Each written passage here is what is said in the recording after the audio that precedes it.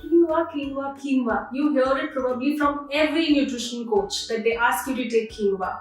Why do they ask you to take quinoa? Because quinoa is a traditional gluten-free seed and it was once celebrated as a wonder grain because of it has amazing nutritional properties. Moreover, it's high in protein and its essential amino acid profile does match with the milk. Whenever we suggest our clients to eat quinoa, all you get to hear is, no, we don't like quinoa, the taste is pathetic. They prefer regular dosa or regular breakfast meals over quinoa. There was a stalemate because they wanted to have regular dosa, which was their staple, but how do you make them lose weight with a regular dosa, which is 70% of white rice? So obviously we had to come up with a solution. So what we did is we made dosa out of quinoa. Yes, we came up with a ready-to-mix Quinoa Dal Dosa, which is made up of quinoa and 3 pulses, that is Arhar dal, Urad dal and Moong dal.